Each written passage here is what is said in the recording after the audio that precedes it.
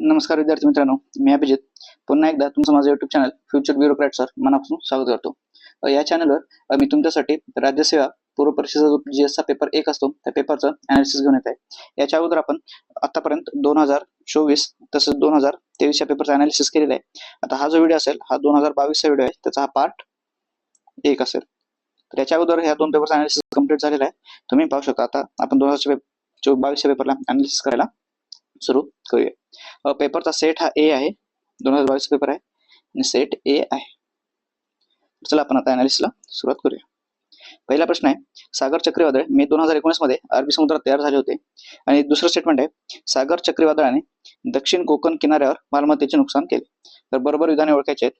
Option आहेत विधान अ बरोबर, विधान ब बरोबर, दोन्ही विधान बरोबर आणि दोन्ही विधाने बरोबर नाही.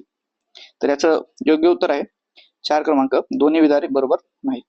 हे जे सागर वादळ आलं होतं ते 16 मे 2018 रोजी आलेलं होतं आणि याने दक्षिण कोकणच्या किनारपट्टीवर नुकसान न करता सोमालिया,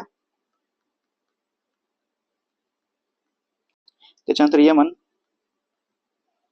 या देशांचं नुकसान केलेलं आहे. म्हणजे याने हॉर्न ऑफ आफ्रिकेचा जो पार्ट आहे आफ्रिका खंड, तर तिथे या सागराने नुकसान केलेलं आहे. तर हा प्रश्न होता करंट मधून आलेला होता, म्हणजे चक्रीवादळावर सागराच्या चक्रीवादळ विचारलं होतं. तर आता तुम्हाला चक्रीवादळ हे सिस्टीम काय असेल हे माहित असायला आहे. चक्रीवादळ मी इथे एक डायग्राम करतो. एक असते सायक्लोन आणि एक असते अँटी सायक्लोन.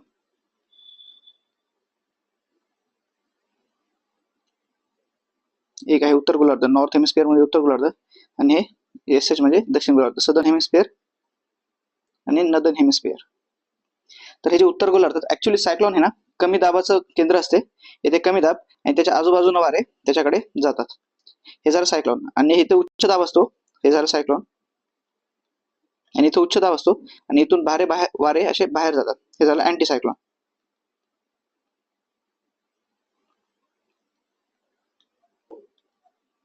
तर याच्यामध्ये आपल्याला हे बघायचं आहे की कशा पद्धतीनं वाऱ्यांच्या दिशेनुसार, म्हणजे उत्तर गोलार्ध आणि दक्षिण गोलार्धात यांच्या वाऱ्याची दिशा कशी बदलते. हे झालं कमी दाबाचं प्रेशर, इथे दाब कमी असतो.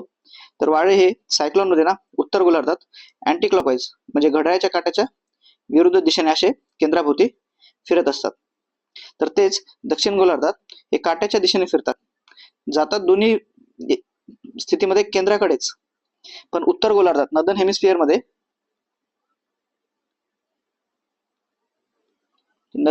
मध्ये हे घड्याळाच्या काट्याच्या विरुद्ध दिशेने जातात आणि दक्षिण गोलार्धामध्ये घड्याळाच्या काट्याच्या दिशेने. तर याच्या उलट सायक्लोन मध्ये हे घड्याळाच्या काट्याच्या दिशेने बाहेर पडतात म्हणतो मी, कारण मध्ये उच्च दाब आहे आणि बाहेर कमी प्रेशर असते. तर वारे हे उच्च दाबाकडून कमी दाबाकडे, म्हणजे हाय प्रेशर कडून लो प्रेशर, आणि इथे उलट्या दिशेने बाहेर पडतात अँटी क्लॉकवाईज.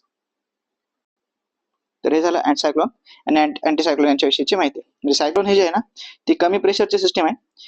मध्यभागी कमी दाब आणि बाहेर जास्त दाब असतो, म्हणजे बाहेरून वारे केंद्राकडे जातात, जसं आपण बघितलं. पण इथे उत्तर गोलार्धात हे सायक्लोन हे अँटी क्लॉकवाईज असतात, तर दक्षिण गोलार्धात हे क्लॉकवाईज फिरतात. तर याच्या उलट अँटी सायक्लोन हे उत्तर गोलार्धात क्लॉकवाईज फिरतात आणि दक्षिण गोलार्धात अँटी क्लॉकवाईज फिरतात. हे डायग्राम बघून बघू शकता. मी तुम्हाला सायक्लोनची एक इमेज दाखवून देतो.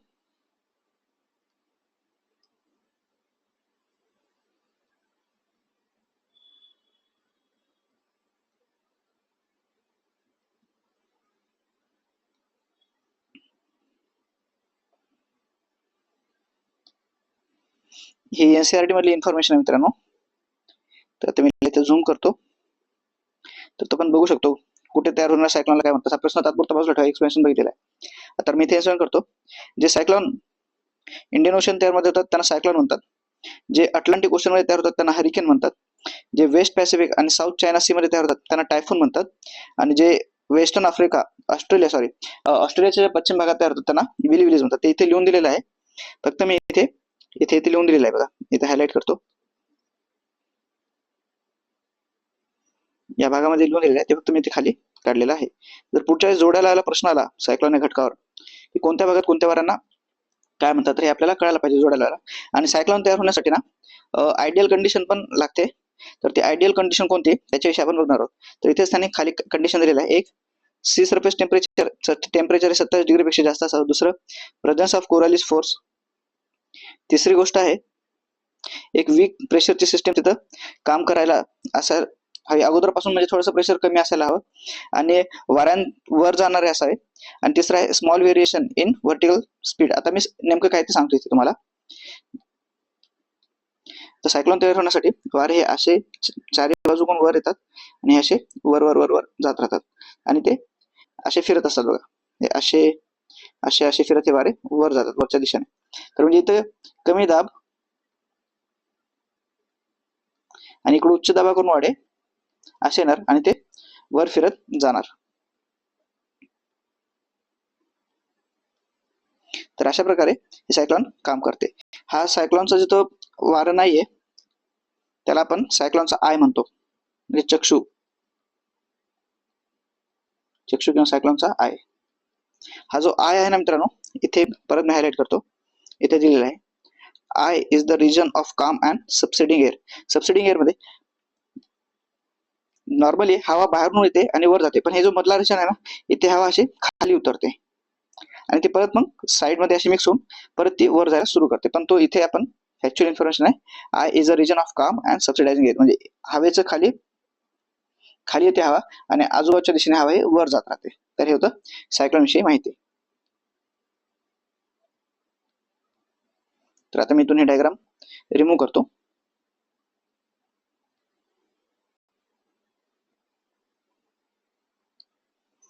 तर इथे छोटी करून तुम्हाला ठेवून देतो नंतर बघण्यासाठी. तर आपण बघितलेलं आहे कुठल्या भागातल्या सायक्लोनला काय काय म्हणतात, परत एकदा बघूया आपण इथं.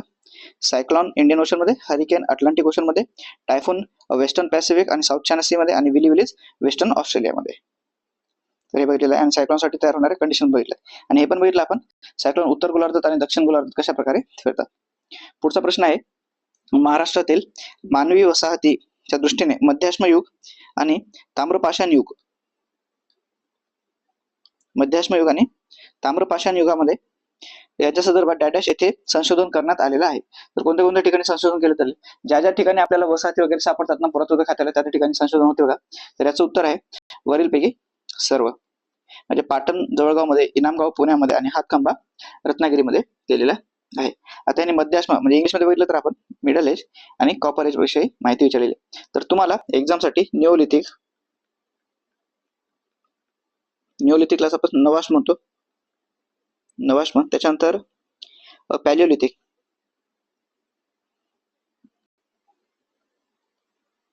पॅलिओलिथिकला आपण पुराश्म,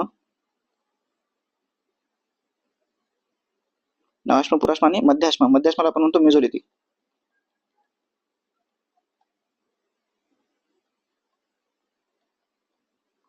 तर याच मेझोलिथिकला आपण मिडल एज सुद्धा म्हणतो, म्हणजे ओल्ड एज, न्यू एज आणि मिडल एज. तर अशा प्रकारे केले आणि कॉपर एज. तर आता इथे तुम्हाला एक्झामसाठी महत्वाच्या साइट्स करून जाणं गरजेचं आहे. तर 11वीचं जे जुनं स्टेट बोर्डचं बुक आहे ना, त्या पुस्तकामध्ये त्यांनी साइट्स एकदम डिटेलमध्ये दिलेल्या आहेत. तर मी आता काही साइट्स इथे लिहितो, तुम्ही त्या फक्त पाहून घ्या. आता इथे निओलिथिक मध्ये कोणत्या कोणत्या साइट्स आहेत, तर दायमाबाद, त्याच्यानंतर इनामगाव आणि जुना पाणी. जुना पाणी हे नागपूर जवळ आहे. तर या झाल्या निओलिथिकच्या. आता इथे पॅलिओलिथिकच्या जागा कमी असल्यामुळे वय लिहितो, फक्त पी म्हणजे पॅलिओलिथिक एवढं लक्षात ठेवा तुम्ही. याला इथे पी करतो कंसामध्ये, जेणेकरून लक्षात येईल आपल्याला. पॅलिओलिथिकच्यात कुठे आहेत, बोरीला आहेत, बोरी नागपूर जवळ आहे. त्याच्यानंतर आहे नेवासे,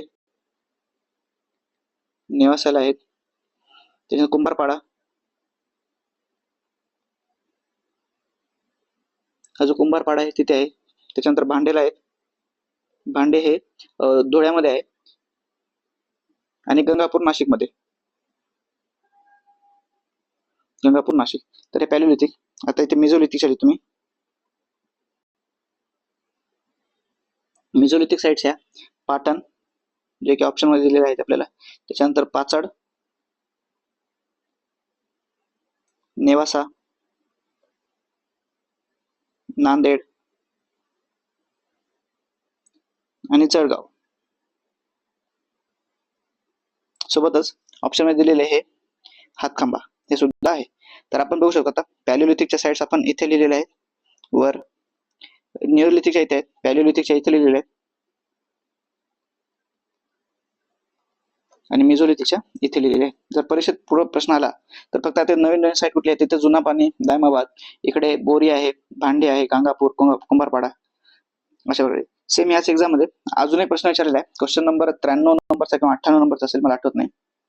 तिथे पण त्यांनी भारतातल्या साइट्स विचारल्या आहेत. तर म्हणजे साइट्सवर ते प्रश्न विचारतायत एन्शियंट हिस्ट्री म्हणजे प्राचीन इतिहासाच्या दृष्टिकोनातून.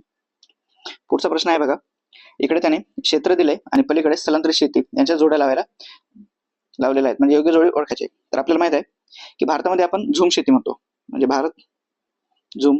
अला 4 हवे, अला 4 या ऑप्शन मध्ये आहे आणि अला 4 या ऑप्शन मध्ये. सध्या आपण एलिमिनेट केलेलं नाही.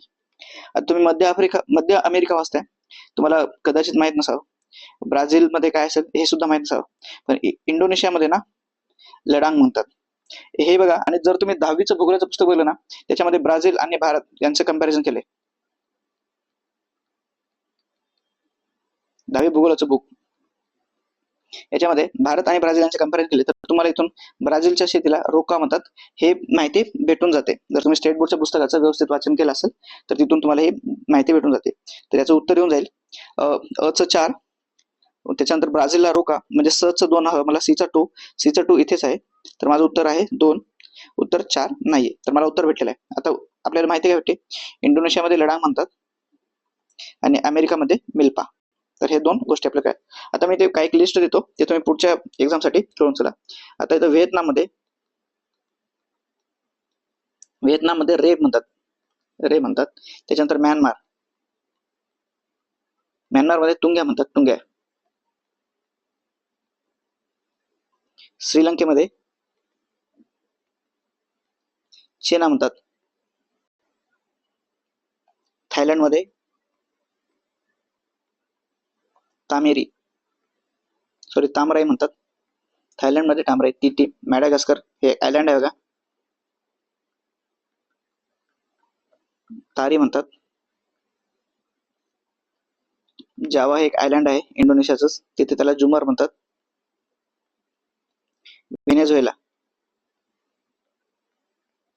व्हेनेझुएलामध्ये कोन्को म्हणतात, कोनुको. आणि वेस्टर्न आफ्रिका म्हणजे पश्चिमी आफ्रिकाच्या भागामध्ये याला लोगान म्हणतात. आणि फिलिपिन्स मध्ये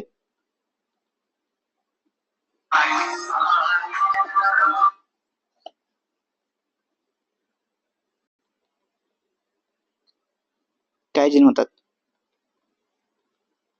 तर हे होतं आपल्याला, आपलं उत्तर पण भेटलेलं आहे, उत्तर आहे 2. आणि इथे लिस्ट दिली, ही लिस्ट तुम्ही वाचून चला. तर ही जोडी दिली ती पाहून घ्या. पुढचा प्रश्न आहे, परत एक जोड्या लावायला प्रश्न विचारलेला आहे त्यांनी. येथे त्यांनी विश्वाची निर्मिती याच्याविषयी काय सिद्धांत आहेत, जोडतारा सिद्धांत, पृथ्वीची निर्मिती, विश्वाची निर्मिती, याच्याविषयी काय सिद्धांत दिलेत आणि इकडे त्यांनी कोणी हा सिद्धांत दिला यांची लिस्ट दिली. तर आपल्याला जोड्या लावायचे. तर आपण सगळ्यात जास्त फेमस जे आहे ना, हे नेबुलर थिअरी आहे बघा मित्रांनो. हे फेमस म्हणजे जी खूप जास्त डिस्कस वगैरे केली जाते. तर ही थिअरी दिली होती लॅप्लास या व्यक्तीने. तर सीचं उत्तर 1 हवे मला, सीचं उत्तर 1, माझं उत्तर मला इथे भेटलेलं आहे. पण मग दुसऱ्या जोड्या कोणत्या आहेत तर आपण इथून काढू शकतो. हा जो सेफ्यूडचा सिद्धांत आहे तो डॉक्टर बॅनर्जी यांनी दिलेला आहे. त्याच्यानंतर विद्युतीय चुंबकीय सिद्धांत हा अल्फवेन्स आहे आणि जोडतारा सिद्धांत हा लिटलटन यांनी दिलेला आहे. तर याच्या अगोदर सुद्धा 1-2 प्रश्न येऊन गेलेले आहेत, ते मी प्रश्न इथे दाखवतो तुम्हाला, म्हणजे कसं आपल्याला पीवायक्यूज मदत करतात. सॉरी,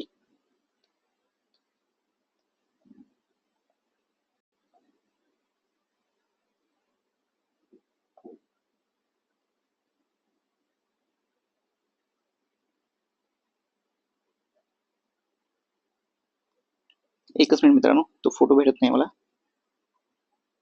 तर पाहू शकता मित्रांनो, 2 स्क्रीनशॉट भेटले आहेत आपल्याला, म्हणजे याच्या अगोदर ही एक आहे आणि दुसरी ही एक आहे. तर याच्या अगोदर त्यांनी काही प्रश्न विचारलेले होते. तर इथून आपल्याला माहिती भेटते की नेबुलर थिअरी लॅप्लास दिली आहे, याच्यात त्यांनी नेबुलर थिअरीज विचारलेली आहे. त्याच्यानंतर इथे त्यांनी meteorite hypothesis theory, planetesimal theory, tidal theory दिलेली आहे. आणि हे एमपीएससीचे प्रश्न आहेत मित्रांनो. हा सुद्धा एक दुसरा प्रश्न इकडे फिलॉसॉफर आणि हायपोथेसिस दिलेला आहे.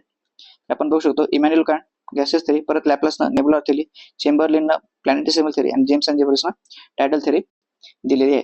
तर मी ते परत इथे लिहितो आणि आपण 2 मिनिटांमध्ये त्यांचं बघूया. आता इथे मी इथे लिहितो, लिस्ट परत एक तयार करतो.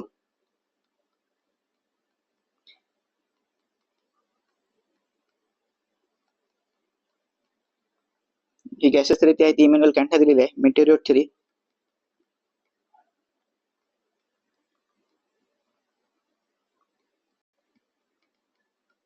ही मेटेरिओट थेरी लॉकियरची आहे.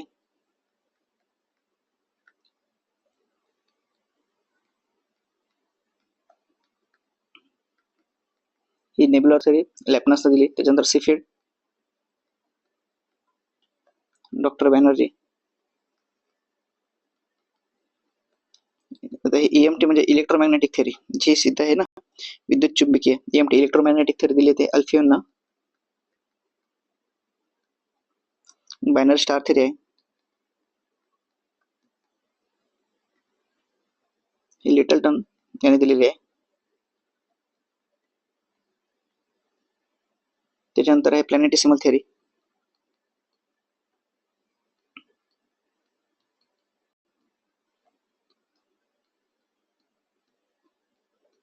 चेंबरलिन प्लस अजून एक व्यक्ती आहे, त्याचं नाव आहे मोल्टन. मोल्टन यांनी दिलेली आहे. आणि त्याच्यानंतर टायडल थेरी आहे शेवटी, ती जेम्स आणि जीन्सने दिलेली आहे, GAMES and gem and genes. तर ह्या थेरी आणि इकडे थिंकर असं दिलेलं आहे. तर इथे जवळपास 8 आहेत, तुम्ही बघून घ्या, 7 ते 8 आहेत. आणि हा आलेला प्रश्न, तर म्हणजे भविष्यात जर प्रश्न आले असेल, याच्या अगोदर 2 प्रश्न आले होते. एक हा प्रश्न होता आणि दुसरा हा प्रश्न आहे. जे कसं जोड्या लावायला शेने आतापर्यंत 3 प्रश्न विचारले आहेत एकाच घटकावरचा, आणि आपण इथं आतापर्यंत सगळ्या थेऱ्या एका ठिकाणी आपण कंपाईल करून घेतलेले आहे. पुढचा प्रश्न अगदी सोपा विचारला त्याने, की मानवी भूगोलाचे जनक म्हणून कोणाला विचारले जाते? मानवी भूगोलाचे जनक, त्याचं उत्तर आहे विडाल डी ब्लाश यांना ओळखलेलं जाते. तर तुम्हाला याच्यासाठी करून जायचंय इतिहासाचे जनक कोण, जेनेटिक्स आपण त्याला फादर ऑफ जेनेटिक्स म्हणतो.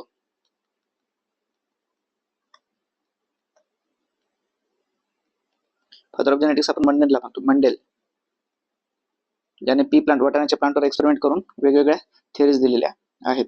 तर तुम्हाला असे म्हणजे हे फॅक्च्युअल स्टेटमेंट आहेत, थोडे जीके टाईप क्वेश्चन्स आहेत, ते जीके टाईप. तर अशा प्रकारचे प्रश्न, एखाद 2 प्रश्न विचार बघायला भेटतात परीक्षेमध्ये, तर ते आपण प्रिपेअर करून तयार ठेवायचे. पुढचा प्रश्न पुन्हा एकदा जोडायला विचारलेला आहे. त्यांनी नद्यांची दिशा आणि नद्यांचा वाहण्याचा जो मार्ग असतो त्याच्यावरून हा प्रश्न विचारलेला आहे. अणुवरती, प्रत्यावर्ती, पुरावरती आणि गुंफेत. आता जिथे गुंफेत असते ना, तर तिथे नद्या जे छोटे छोटे स्ट्रीम असतात ना, हे एकमेकात असे गुंफलेले असतात, एक जाळं तयार करतात नद्यांचं. तर हे आहे गुंफित प्रवाह, जिथे प्रवाहांची व्यूहरचना आपसात जोडलेली व्यूहरचना असते. तर याचं उत्तर हेच आहे सर, डीचं 4. डीचं 4 हे एका ठिकाणी तयार होते. आता अणुवरती, प्रत्यावर्ती, परावर्ती ह्या काय आहेत, हे मी 2 मिनिटात तुम्हाला दाखवतो. तर आपलं उत्तर सगळ्यात पहिलं आपल्याला ऑप्शन क्रमांक 2. तर इथून आपल्याला काय गोष्टी कळतात? अणुवरती नदी म्हणजे जी मूळ खडकाच्या दिशेने वाहते. एक मिनिट, पहिले तुम्हाला मी एक्सप्लेन करतो, एक डायग्राम दाखवतो, त्याच्यावर आपण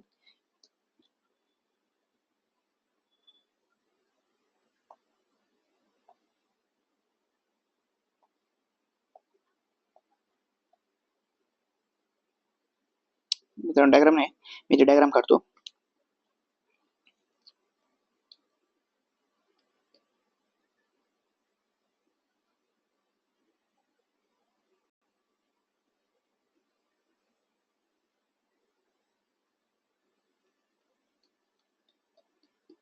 हा जमिनीचा भाग आहे समजा.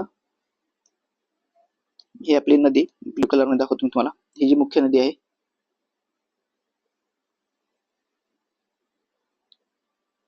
आता इकडून तिला उपनद्या जोडल्या जातात अशा वेगवेगळ्या. या उपनद्यांना अजून काही उपनद्या जोडल्या जातात, आणि काही ह्या अशा.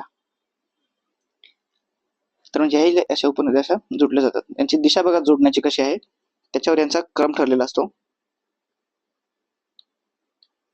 आणि जी आपली ही नदी आहे ही अशी वाहते उतारानुसार. आता जी नदी मूळ उतार असा आहे ना, स्लोप असं चाललाय. आता ही मुख्य नदी आहे, मुख्य नदी उतारानुसार वाहते, म्हणजे ही अनुवर्ती झाली. ही काय झाली? अनुवर्ती. अनुवर्ती नदी जी उतारानुसार वाहते, हिलाच आपण कॉन्सिक्वेंट म्हणतो इंग्लिशमध्ये, कॉन्सिक्वेंट. आता त्याच्यानंतर आहे सबसिक्वेंट. सबसिक्वेंट म्हणजे जी मुख्य नदीची उपनदी बनते ही आहे सबसिक्वेंट. सबसिक्वेंटला आपण म्हणतो परावर्ती. परावर्ती नदी जी मुख्य नदीला येऊन भेटते ही परावर्ती, त्यालाच आपण सबसिक्वेंट. ही अनुवर्ती, अनुवर्तीला आपण म्हणतो सिक्वेंट रिव्हर, कॉन्सिक्वेंट. त्याच्यानंतर आहे आपली, जर जी परावर्ती नदीला भेटणारी नदी ही मुख्य नदीच्या दिशेने असेल, जसं हे बघा ही इकडे चालली आणि ही नदी पण इकडेच चालली, तर तिला आपण म्हणतो रिसिक्वेंट.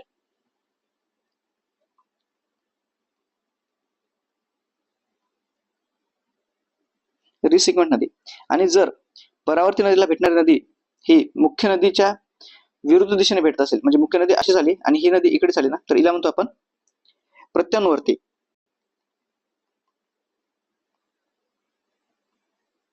अनुवर्ती नदीला जी तिच्या अपोजिट डायरेक्शन भेटते म्हणून ती प्रत्यानुवर्ती.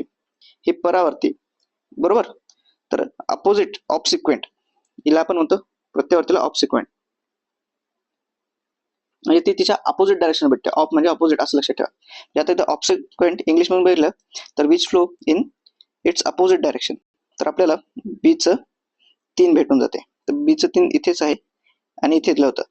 आणि अचं 2 आपण बघितलं कॉन्सिक्वेंट, जी उताराच्या it is control by flow of original slope. जो मुख्य स्लोप आहे त्याच्यानुसार उतारानुसार ती नदी चालली. आणि उरलेला ऑप्शन सबसिक्वेंट ते पण बघितलं आपण की जी व्हॅल्यू आहे तिच्या अक्रॉस या नद्या तयार होतात पराशक्ती आणि त्या मुख्य नदीला भेटतात.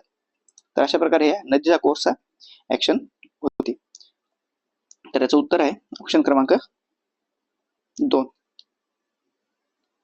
तर हे नदी आणि नद्यांच्या प्रकार यांच्या वाहनाच्या दिशेवर गेलं होतं. तर ही इमेज तिथे आहे. मुख्य नदी कशी वाहते, तिला भेटणार आहे उपनदी. उपनदीच्या उपनदी, पण उपनदीच्या उपनदीची दिशा जर मुख्य नदीला समांतर असेल तर ती रिसिक्वेंट, आणि जर तिच्या विरुद्ध असेल तर ती ऑब्सिक्वेंट, बरोबर. आणि गुंफित म्हणजे एकमेकात गुंफलेल्या नद्या असतात. मेश एका जाळ प्रकार तयार करतात. मेज म्हणजे एक जाळ तयार करणे, ब्रेडेड चॅनल. तर ते सरळ सरळ इंटरकनेक्टेड रिव्हर्स असतात, खूप सारे अशा जातात. तर एकमेकांमध्ये गुंफलेल्या असतात त्या नद्या, बस एवढंच आहे. तर हे झालं या प्रश्नाचा अनालिसिस. आता पुढचा प्रश्न आहे, झेलम ही सिंधू नदीची उपनदी असून ती उलट स्वरावातून वाहते. हे स्टेटमेंट बरोबर आहे मित्रांनो. आणि सतलज ही सिंधू नदीची दक्षिणेकडील उपनदी आहे असं म्हणलेलं आहे. तर याच्यासाठी आपण एक आता मॅप काढूया. इथे 2 मिनिटात मी तो मॅप काढतो आणि मग आपण नद्यांची हे पाहूया. तुम्ही मित्रांनो जिओग्राफीसाठी ना जेवढा मॅप बेस अभ्यास करशाल ना तेवढं तुम्हाला सोपं होत जाईल. आता मी खालचा दक्षिण भारत दाखवत नाही, कारण आपल्याला उत्तर भारतातल्या नद्याविषयीच माहिती घ्यायची आहे इथे. तर इथून ही सिंधू नदी उगम पावते आणि अशी हिची भारतात आहे. आणि इथूनच ते थोडं खालून सतलज नदी उगम पावते आणि सतलज नदी तिला अशी भेटते. तर ही झाली सतलज. तर सगळ्यात दक्षिणेकडची सतलज आहे मित्रांनो. आता आपण याच्या मधल्या नद्यांचा कोर्स बघूया. इथून निघते ती झेलम, त्याच्यानंतर चिनाब, त्याच्यानंतर ही रावी, ही बियास भारतातल्या बाहेर भारतातीलच निघते आणि भारतातच सतलज नदीला भेटते. तर ही झेलम, त्याच्यानंतर दुसरी आहे ती चिनाब, तिसरी आहे ती रावी, आणि जी मुख्य नदी होती ती इंडस म्हणजे आपली सतलज. तर या 3 नद्या नंतर सतलज नदीला भेटतात आणि सतलज नदी इंडसला, ज्याला आपण सिंधू म्हणतो, त्या नदीला भेटते आणि सिंधू नदी मग समुद्राला भेटते. तर बघितलं आपण हा 5 नद्यांचा प्रदेश, 1 2 3 4 5 आणि 6. तर ही 3 देशातून जाते. इथून तिबेट मधून निघते, लडाख मधून, मग पाकिस्तान. तर ह्या 5 नद्या ज्या आहेत झेलम, चिनाब, रावी, ही जी बियास आहे आणि सतलज, या 5 नद्यांच्या प्रदेशाला म्हणतात पंजाब म्हणतात. आब म्हणजे दोआब, म्हणजे 2 नद्यांचा मधला जो प्रदेश असतो त्याला दोआब म्हणतात. आणि हा 5 नद्यांचा प्रदेश आहे म्हणून इथला जो भाग आहे त्याला पंजाब म्हणतात. म्हणजे 5 नद्यांच्या मधला प्रदेश तो पंजाब. तर ह्या 5 नद्या बघितल्या आपण, झेलम, चिनाब, रावी, बियास आणि सतलज. तर याच्यात सगळ्यात खालची नदी कुठली आहे, तर सतलज हीच नदी आहे. तर प्रश्न काय म्हणलं होतं, सतलज ही सिंधू नदीची दक्षिणेकडील उपनदी आहे, बरोबर आहे. आणि झेलम ही सिंधू नदीची उपनदी असून उलट सरोवर, आता हे जे उलट सरोवर आहे ना ते जम्मू मध्ये तयार होते. जम्मूमध्ये उलट सरोवर निर्माण केलेलं आहे झेलम नदीनं, हे सुद्धा बरोबर आहे. अजून एक सध्या हा प्रश्न म्हणजे रिपीट होण्याचे चान्सेस काय, सिंधू नदी प्रणाली जेव्हा आपण ऑपरेशन सिंदूर केलं होतं तेव्हा जो इंडस वॉटर ट्रीटी होते, इंडस वॉटर ट्रीटी म्हणजे सिंधू जल वाटप करार, जो पाणी वाटप करार होतो ना 1906 चा, तो आपण स्थगित केला होता भारताकडून, त्याला स्थगिती देण्यात आली होती. तर याच्यात दोन नद्या होतात, एक पश्चिमेकडच्या आणि एक पूर्वेकडच्या. आता पश्चिम नद्या कोणत्या आणि पूर्वेकडील नद्या कोणत्या? तर याच्यासाठी ट्रिक आहे मित्रांनो. पश्चिम नद्यासाठी CJ आहे, आपण त्याला चीफ जस्टिस ऑफ इंडिया म्हणतो ना, तर ते लक्षात ठेवा. चिनाब, झेलम आणि इंडस. चिनाब, झेलम आणि सिंधू. तर ह्या तीन नद्या, आणि इकडे आहेत BRS. BRS, बी म्हणजे व्यास, बियास, आर म्हणजे रावी आणि स म्हणजे सतलज. तर ह्या तीन नद्यांचा, BRS तीन नद्यांचा 100% पाणी वापरायचा अधिकार भारताला आहे, आणि इकडच्या 80% पाकिस्तानला आहे अधिकार, आणि 20% तो आहे तो इंडियाला अधिकार आहे. तर पण आपण हा जो पाणी वाटप करार होता तो आपण तात्पुरता स्थगित केला होता. तर पूर्वेकडील नद्या आणि पश्चिमेकडील नद्या, पूर्वेकडे BRS म्हणजे बायोस्फिअर रिझर्व्ह आपण म्हणतो ना, तर तशा प्रकारचं BRS आहे. तर हे बियास, रावी आणि सतलज याच्यावर भारताला 100% अधिकार होता त्याच्या पाण्याचा कशासाठी वापर करायचा. जे पश्चिमेकडील नद्या होत्या CJ, ज्याच्यामध्ये चिनाब आहे, झेलम आहे आणि इंडस आहे, या तीन नद्यांचा 80% पाण्याचा वापर हा पाकिस्तानला होता आणि 20% भारताला होता. पण आपण पहलगाममध्ये जो अटॅक झाला होता, टेरर अटॅक, तर त्याचा निषेध म्हणून आणि पाकिस्तानला एक धडा शिकवण्यासाठी आपण सिंधू जल वाटप करार जो होता, इंडस वॉटर ट्रीटी 1960 ती स्थगित केली होती.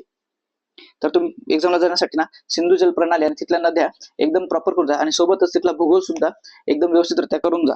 कोणते कोणते राज्य पाकिस्तानला बॉर्डर करतात, कोणते राज्य सगळ्यात जास्त पाकिस्तान सोबत बॉर्डर शेअर करतात, त्याच्यानंतर उतरता क्रम किंवा चढता क्रम, अशा परीक्षेमध्ये ते विचारू शकतील. तर आता पुढचा प्रश्न आहे, खालील विधाने पहा. प्रवरा व कुकडी नदी दरम्यान हरिश्चंद्र डोंगरा म्हणतात, बालाघाट पठारावरून मांजरा नदी वाहते आणि तापी व गोदावरी नदीच्या खोऱ्या दरम्यान सातमा अजिंठा डोंगर रांग आहे. तर हे तिन्ही स्टेटमेंट बरोबर आहेत मित्रांनो, आणि हाच प्रश्न त्यांनी परत एकदा विचारला होता, त्याची इमेज मी इथे दाखवून देतो.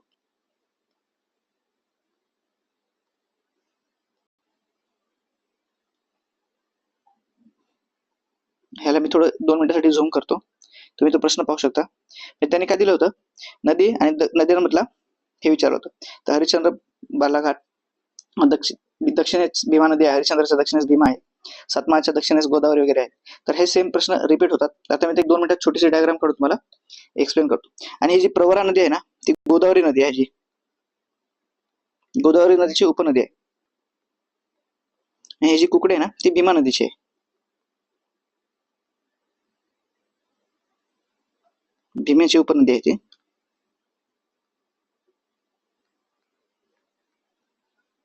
उपनदी आहे. तर बालाघाट पठारावरून मांजरा नदी जाते, हे बरोबर आहे. आणि तापी व गोदावरी यांच्या दरम्यान सातमा अजिंठा डोंगर आहे. तर तुम्ही 2023 मध्ये पण मी एकदम व्यवस्थितरित्या डायग्राम काढून एक्सप्लेन केलाय. मी इथे 2 मिनिटात एक छोटी डायग्राम काढून एक्सप्लेन करायचा प्रयत्न करतो. तर आपण एक महाराष्ट्राला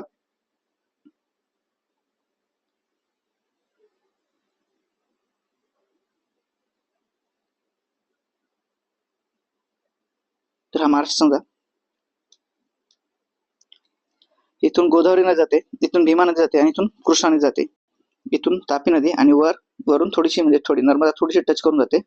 आपल्या इथून अशी नर्मदा नदी टच करून जाते. तापी, नर्मदा, ही गोदावरी, ही भीमा आणि ही कृष्णा. तर यांच्या इथे सातपुडा पर्वत आहे, सातपुडा, इथे सातमाळा अजिंठा, इथे हरिश्चंद्र बालाघाट, आणि इथे शंभू महादेव हे डोंगर आहेत, आणि इकडे वेस्टर्न घाट आहे बघा. तर तापी व गोदावरी नदीच्या दरम्यान सातमाळा अजिंठा आहे, ही तापी नदी आणि गोदावरी त्यांच्या दोघांमध्ये सातमाळा अजिंठा आहे, बरोबर आहे. बालाघाट पठारावर मांजरा नदी आहे, इथून मांजरा नदी येते आणि गोदावरीला भेटते, तर इथे बालाघाट पठार आहे, तर हे सुद्धा बरोबर आहे. मांजरा नदी म्हणजे तुम्ही त्याच्यासाठी. आणि प्रवरा कुकडी, आता प्रवरा गोदावरीची आहे आणि कुकडी भीमेची नदी आहे, तर याच्यानंतर हरिश्चंद्र डोंगर आहे, तेच हरिश्चंद्र बालाघाट म्हणजे गोदावरी भीमा. ऍक्च्युअली त्यांना हेच विचारायचं होतं, पण त्यांनी इथं उपनद्या देऊन थोडंसं कन्फ्युज केलं आहे, पण उत्तर वरीलपैकी तिने सर्व विधाने बरोबर आहेत. तर आता पण 8 प्रश्न झाले. पुढचा प्रश्न परत त्याने भूगोलावर विचारलेला आहे, वळ्या आणि वळ्यांचे प्रकार त्याच्यावर विचारले. तर इथे मी 2 मिनिटात एक डायग्राम काढतो. पहिली आहे एकनद वळी. हा भाग असा असतो आणि ही अशी एका बाजूला खूप जास्त झुकलेली असते, हे असं सेंटर असते. दुसरी आहे समनद वळी, दोन्हीकडे असते, ज्याचा झुकाव थोडासा एका बाजूला जास्त नसते पण थोडेफार. तिसरी आहे परावली, म्हणजे ही माउंटेन रेंज अशी जाते, अशी येते, हे त्यांचं सेंटर, आणि ही पॅरलल होते जमिनीला. आणि चौथी आहे प्रतिवलित, म्हणजे ते ऍक्च्युली ही जी अशी झाली ना, याचं ब्रेक होते इथं आणि ती परत वापस येते, आणि जी दुसरी खालून झाली होती अशी, ती अशी ब्रेक होते. म्हणजे ऍक्च्युली हे इथं आहे ना, इथं फॉल्ट होऊन जातो. तर हे अशा प्रकारच्या ह्या वळ्या आहेत. तर आता आपण बघूया. तर एक नथ वळी ही एक बाजू बंद व दुसरी बाजू लंबवत असते, म्हणजे ती एका साईडला झुकलेली असते. समनथ वळी म्हणजे दोन्ही बाजूंच्या भुजा समांतर पण एका बाजूलाच थोडीशी ती झुकलेली असते. तर याचं उत्तर इथे आहे. म्हणजे दोन्ही भुजा समांतर पण एका बाजूला झुकलेली, हे दोन्ही समांतर आहे पण एका बाजूला थोडीशी झुकलेली आहे, एक साईड अशी इन्क्लाइन होते. ही एक नथ बघा, एकीकडेच थोडी जास्त उतार आहे आणि एकीकडे थोडी तीव्र झालेली आहे, म्हणजे एक मंद तर दुसरी लंबवत आहे. त्याच्यानंतर परिवलित, परिवलितला दोन्ही भुजा समांतर व भूपृष्ठ समांतर, हे बघा अशी क्रॉस होते. ही इथं तर अशी पॅरल आहे पण जमिनीला ह्या दोन म्हणजे पॅरल चालल्या, तर ते हे आहे. आणि प्रतिवलित म्हणजे ऍक्च्युअली ते बाजूवर उलटलेली असते, एकमेकांवर उलट्या होतात आणि थोडंसं ब्रेक होऊन जातात. ऍक्च्युअली जो इथला जो फॉल्ट आहे ना, तो क्रॅक तयार होतो. तर ते आहे ऑप्शन क्रमांक 2, एक बाजू दुसऱ्या बाजूवर म्हणजे 100% उलटलेलीच असते ते. तर अशाच्या प्रकारच्या जे वळ्या आहेत ना आपल्याला या हिमालयामध्ये पाहायला भेटतात म्हणतात. तर याचं उत्तर आहे ऑप्शन क्रमांक 3. पुढचा प्रश्न आहे, खालीलपैकी कोणते विधान भाबर मैदानाबाबत बरोबर आहे ते ओळखायचं आहे. सच्छिद्रता मोठ्या प्रमाणावर असल्यामुळे छोट्या नद्या अदृश्य होतात, हे त्याचं फीचर आहे, बरोबर आहे. भाबर पट्टा पिकांसाठी उपयुक्त आहे, उपयुक्त नसतो मित्रांनो, हा एकदम नापीक पट्टा असतो, उपयुक्त नसतो, हा नापीक आहे. कारण मोठे दगड गोटे वाळू या ठिकाणी जमा होतात, त्याच्यामुळे हा पूर्ण नापीक होऊन जातो, खडबडीत प्रदेश होतो.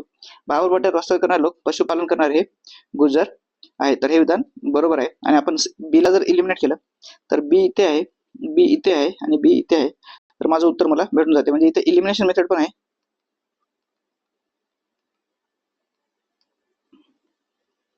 आता हा प्रश्न चार प्रकारचे काय म्हणू शकतो आपण त्याला मैदान असतात. एक आहे भाबर, दुसरा आहे तराई, त्याच्यानंतर आहे भांगर आणि चौथा आहे खादर. तर हे नद्यांनी वाहून आलेल्या गाळामध्ये 4 प्रकारचे प्रदेश तयार होतात. तर भाबर हे मोठे दगड असतात, मोठे दगड गोटे. तराई हा दलदलचा प्रदेश असतो, दलदल, आणि थोडा चिखल असतो इथे. भांगर म्हणजे भांगर, आपण भंगार जो असतो ना त्याला भंगार म्हणतो ना, तर हा जुना गाळ असतो. आणि खादर असतो हा नवीन गाळ, म्हणजे नवा गाळ, नदीने जो गाळ वाहून आलेला असतो. तर ते हे 4 प्रदेश. भाबर हे मोठे दगड गोटे वाळू असतात, भांबर हा दलदल चिखल असतो, हाही नापीक असतो, जुना गाळ हा आणि नवा गाळ खादर, हे दोन्ही हे सुपीक असतात आणि हे दोन्ही हे थोडे नापीक असतात. म्हणजे इथे शेती वगैरे मोठ्या प्रमाणात नाही. तराईमध्ये दलदल वगैरे पाणी साचून असल्यामुळे इथे कीटकांचं, खास करून डास किंवा आपण मच्छर वगैरे म्हणतो ना, ते यांचं प्रमाण जास्त असते.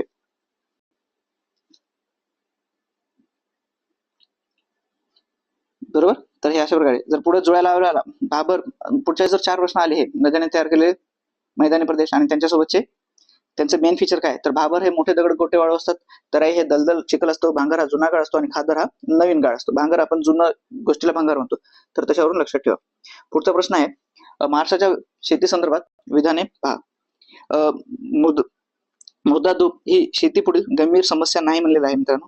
मृदाधूप जिला आपण सॉइल इरोजन म्हणतो, सॉइल इरोजन हे खूप महत्वाचे आणि सिरियस प्रॉब्लेम आहे, आणि हे म्हणते नॉट अ सिरियस प्रॉब्लेम, म्हणजे नाही. तर हे माझं तर चुकीचं असणारच आहे. आता जिथं ए असेल ते मी सरळ इलिमिनेट करेल. इथं ए आहे, इथं ए आहे, इथं ए आहे. एकदम कॉमन सेन्स लावायचं होतं या प्रश्नामध्ये, ठीक आहे. तुम्हाला आपलं कॉमन सेन्स लावायचं होता आणि प्रश्न वाचताना आपल्याला म्हणजे चौबाजूने विचार करायचा आहे. आता पुढचा प्रश्न आहे, नदी, पूर, जंगलतोड, अनिर्बंध चराई इत्यादीमुळे जमिनीची धूप होते. तर अगदी बरोबर आहे मित्रांनो. नद्या आल्यावर पूर्ण गाळ, नवीन गाळ तर जमा होतोच, पण कधी कधी काय होतो, जो ऍक्च्युअल जो तिथला गाळ आहे जुना, ते वाहून कधी कधी तिथल्या गाळ ती वाहून घेते आणि कुठेतरी दुसरीकडे जाऊन जमा करते. म्हणजे एका ठिकाणची धूप होते, दुसरीकडे जंगलतोड वगैरे झाल्यामुळे मुळा जे माती धरून ठेवतात त्या मुळाच नष्ट होऊन जातात झाडांचे, त्याच्यामुळे मातीचं परत वहन इरोजन व्हायला सुरू होते सॉइल. आणि अनिर्बंध चराई म्हणजे अनरेग्युलेटेड, आपण ग्रेझिंग मधून जनावर वगैरे खूप जास्त गवत चरलं आणि खूप मोठ्या प्रमाणात पाऊस आला ना, तर गवत एका प्रकारचं त्यांना शॉक ऑब्झर्वरचं काम करते. पण ते गवतच जर नसेल तर पाऊस खूप जोरात त्या जमिनीवर पडतो आणि त्या जमिनीची सुद्धा धूप होऊन जाते. आणि अतिरिक्त जलसनामध्ये जमीन क्षारयुक्त बनते, म्हणजे खूप जास्त जर आपण इरिगेशन केलं तर जमीन क्षारयुक्त बनते. हे पण आपण बघितलेलं आहे मित्रांनो. म्हणजे खूप जास्त पाणी दिलं तर ते पाणी तर वाफ होऊन जाते, पण ते जमिनीत जे पाण्याचे जे क्षार असतात ते जमिनीवर तसेच राहतात आणि जमिनीवर पांढऱ्या पांढऱ्या प्रकारचे आपल्याला धब्बे बघायला भेटतात बघा. तर ब व सी बरोबर, बी सी बरोबर आहेत. आणि ए हे चूक आहे. तर मृदाधू हे एकदम गंभीर म्हणजे सिरियस प्रॉब्लेम आहे. पुढचा प्रश्न आहे राखीव जीवावरण व जीवमंडल ज्याला आपण बायोस्फिअर रिझर्व्ह म्हणतो इंग्लिश मध्ये बघितलं तर, यांचे डिमार्केटेड झोन म्हणते. तर हे 3 झोन मध्ये विभागलेलं असतं मित्रांनो. तर 3 झोन कोणते ते आपण बघूया इथे.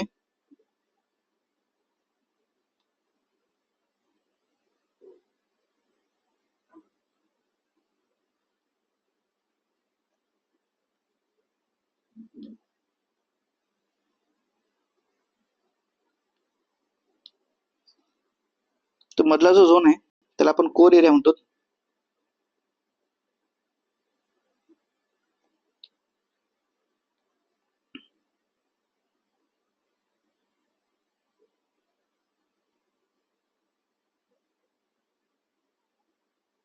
त्याच्या बाजूचा बाहेरचा झोन आणि सगळ्यात बाहेरचा झोन जो आहे तो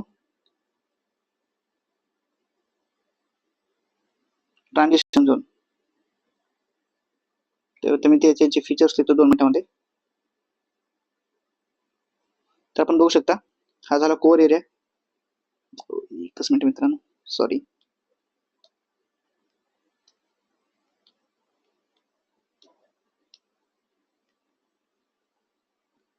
हा कोर एरिया, त्याच्यानंतर हा बफर झोन आणि सगळ्यात बाहेरचा ट्रान्झिशन. तर हा करेक्ट सिक्वेन्स आहे, कोर झोन, बफर झोन आणि ट्रान्झिशन. तर ऑप्शन क्रमांक 1 हे माझं उत्तर आहे. तर हे जे वेगवेगळे झोन आहेत ना, तर हे बायोस्फिअर रिझर्व्ह जे आहे ना, वाईल्ड लाईफ प्रोटेक्शनचा जो ऍक्ट आहे 1972 मध्ये तरतूद केलेली आहे. याच्यात राज्य सरकार आणि केंद्र सरकार दोघे जण हे तयार करू शकतात. आणि युनेस्कोच्या मॅन अँड बायोस्फिअर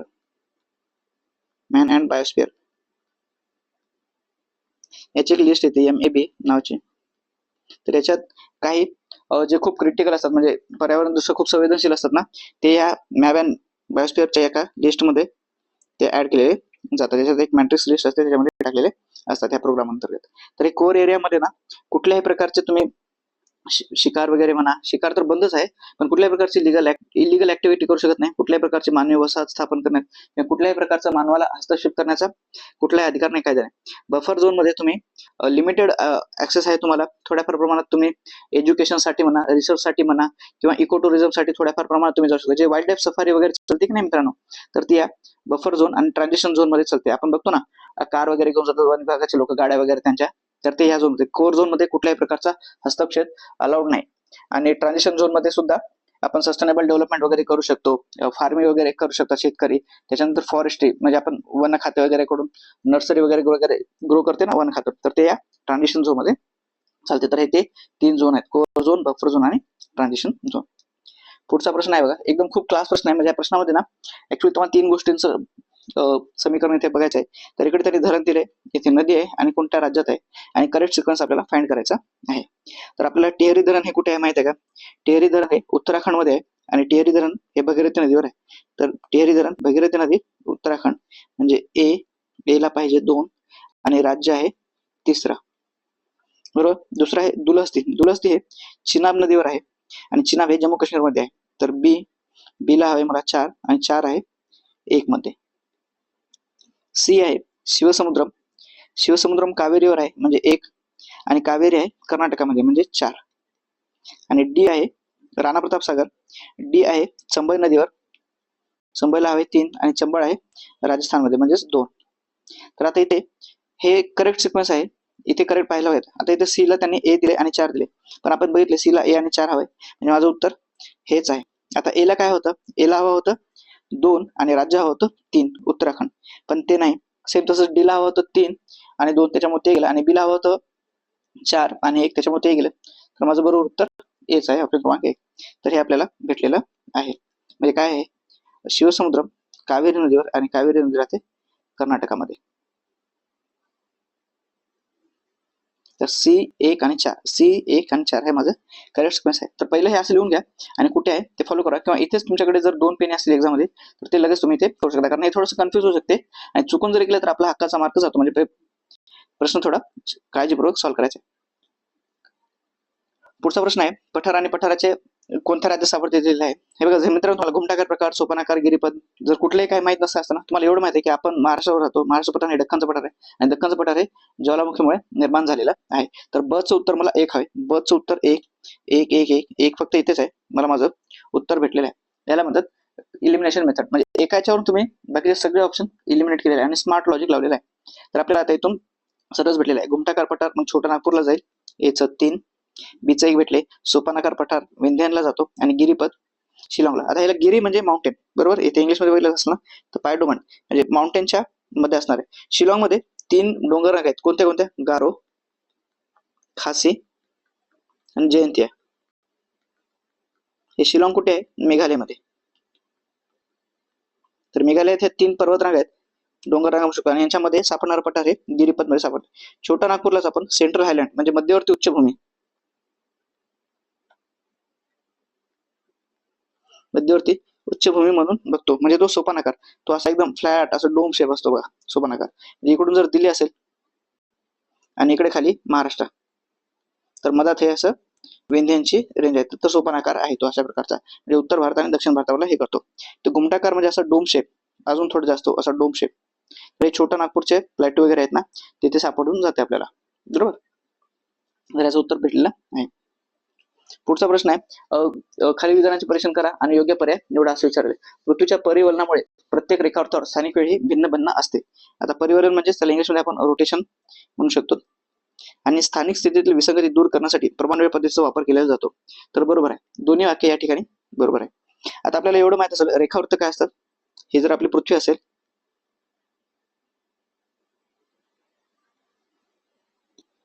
तर या पृथ्वीवर या वरून दक्षिण ध्रुवाकडून उत्तर ध्रुव, उत्तर ते दक्षिण ध्रुव ज्या अशा आपण एक काल्पनिक रेषा टाकलेल्या आहेत याला आपण रेखावृत्त म्हणतो, ज्याला इंग्लिशमध्ये आपण लॉंजिट्यूड म्हणतो. आणि ज्या अशा आडव्या रेषा आहेत इक्वेटरला पॅरलल, तिला आपण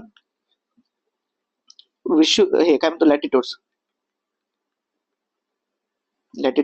म्हणतो, रेखावृत्त. आणि ह्या लॅटिट्यूड्स. तर आता 1984 साली काय झालं होतं, 1984 साली एक ऍग्रीमेंट झाला होता. कुठे झाला होता ऍग्रीमेंट? Royal ऍस्ट्रॉनॉमिकल laboratory. कुठे आहे? ग्रीनविच. हे शहर खूप महत्वाचं आहे, लंडन. लंडन येथे ही एक ऍग्रीमेंट झाला होता. त्यात असं ठरवलं होतं की ग्रीनविच या शहरातून जाणारी लाईन हिलाच आपण 0 किंवा प्राईम रेखावृत्त म्हणून कन्सिडर करणार. आणि तिच्या पूर्वेकडे 180, म्हणजे ही जर ग्रीनविच मधून जाणारी असेल ही, तर इकडे 180 ईस्ट आणि तिच्या इकडे 180 वेस्ट, पूर्व आणि पश्चिम असे रेखावृत्त करत जाणार. आणि त्याच्यानुसार वेगवेगळ्या टाइम आपण ठरवलाय प्रत्येक देशाने या रेखावृत्तापासून या ग्रीनविचला एक स्टँडर्ड टाइम आला आणि तिथून आपण किती पुढे मागे आहोत त्याच्यानुसार टाइम ठरवलेला आहे. तर मी एक सिंपल इथे एक गणित देतो तुम्हाला. पृथ्वी 360 डिग्री मध्ये फिरते. 360 डिग्री आपण 24 आवर्स 24 तास करतो. म्हणजेच 15 डिग्री साठी आपल्याला 1 तास लागतो, 1 आवर लागतो, 1 तास. तर एका डिग्रीसाठी आपण 4 मिनिट घेतो. 4 मिनिट म्हणजे 2 रेखावृत्तामध्ये जाण्यासाठी त्याला 4 मिनिटाचा अंतर लागते. एका रेखावृत्त पास करायला पृथ्वीला 4 मिनिट एवढा वेळ लागतो. ग्रीनविच येथे 0 असेल आणि तर भारतातून किती वाजले असेल असं विचारलेलं असेल, म्हणजे ग्रीनविच ठिकाणी टाइम दिलाय आणि भारतात किती वाजले असं जर सांगितलं असेल ना, तर ते आपण कॅल्क्युलेट करू शकतो. भारतात जे स्टँडर्ड आहे म्हणजे Indian standard time, Indian IST Indian standard time आहे ना, ती 82 डिग्री आणि 5 आहे. तर आपण बघितलं एका डिग्रीला जवळपास 4.5 जाते. तर 15 डिग्रीला 1 तास होतो. तर 15 5 75, म्हणजे 75 डिग्रीला 5 तास झाले, बरोबर.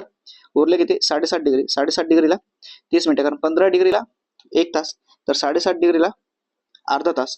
तर टोटल आपण 5 तास 30 मिनिटे पुढे आहोत. पुढे का आहोत? कारण आपण पूर्व गोलार्धात येतो. भारत हा पूर्व गोलार्धात आहे, ग्रीनविचच्या पूर्वेकडे आहे. तर इंग्लंड पेक्षा आपला टाइम कितीने पुढे आहे म्हणलं तर 5.5 तासाने हा टाइम पुढे आहे. तर याच्यावर एक प्रश्न आला होता, तुम्ही प्रश्न तुम्हाला दाखवून देतो, म्हणजे कसं कॅल्क्युलेशन बेस वाला एक प्रश्न होता. हा तो प्रश्न आहे. तर आपण जर भारताची प्रमाणवेळ दुपारी 12 झाली असेल तर त्याच्या अनुक्रमे ग्रीनिच आणि आंतरराष्ट्रीय वाररेषा. आंतरराष्ट्रीय ग्रीनिच जर 180 0°C असेल तर आंतरराष्ट्रीय वाररेषा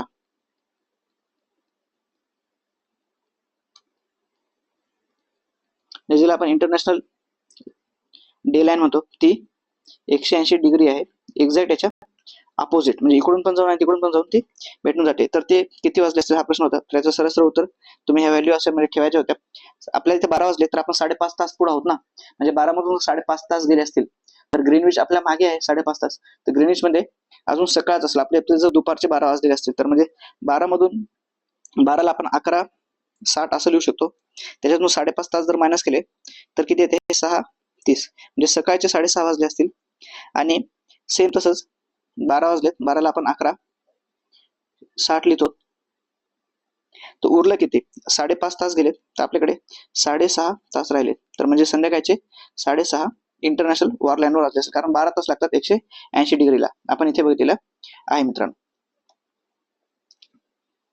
तर हे होतं पीवायक्यूज आलेला प्रश्न आणि रेखाटतो. ऍक्च्युली थोडंसं कॅल्क्युलेशन आहे, जास्त नाही. तुम्ही फक्त व्हॅल्यूज ठेवत चला हा प्रश्न होऊन जातो. पुढचा प्रश्न आहे, खालीलपैकी कोणत्या हॉटस्पॉट मध्ये जैवविविधता किंवा आपत्ती चिन्ह असल्याचा सर्वाधिक संदर्भात धोका असलेला आहे असं कुठे विचारलेलं आहे त्याने. तर म्हणजे in India which of the following has become a hotspot with reference to threats to biodiversity. तर याचं उत्तर आहे नॉर्थ ईस्टर्न इंडिया. आता इथे नॉर्थ वेस्टर्न दिले, नॉर्थ ईस्टर्न दिले, वाचताना काय करू नका. म्हणजे हा इंग्लिश मध्ये बघा उत्तर पूर्व भारत. म्हणजे जो नॉर्थ ईस्टचे 7 स्टेट आहेत ना ते खूप इकोलॉजिकली काय म्हणतो त्याला आपण इकॉलॉजिकली बायोडायव्हर्सिटी खूप जास्त आहे. तिथे इकोसिस्टम खूप प्रकारे वेगळ्या बायोडायव्हर्सिटी खूप जास्त आहे. तर त्यांना जतन करणं आपल्याला महत्वाचं आहे. मग ते हॉटस्पॉट म्हणून तयार झाले. आता इथे देताना त्याने वेस्टर्न इंडिया दिले मित्रांनो, वाचताना खूप काळजीपूर्वक वेस्टर्न घाट नाही दिलेलं, वेस्टर्न घाट नाही दिलं, वेस्टर्न इंडिया दिले. जर पश्चिम घाट दिला असताना तर मग ते 2 उत्तर झाले असते आणि दोन्ही हे कॅन्सल झाला असता. पण वाचताना काही मुलं काही करतात पश्चिम भारत करून येतात पश्चिम घाट वाचण्याच्या घाईमध्ये. तर तसं नाही करायचं, काळजीपूर्वक वाचायचं. आपलं उत्तर आहे उत्तर पूर्व भारत. बरोबर. तर भारतामध्ये 4 बायोडायव्हर्सिटी हॉटस्पॉट आहेत. ते कोणते कोणते आहेत ते तुम्हाला मला कमेंट मध्ये करायचं आहे.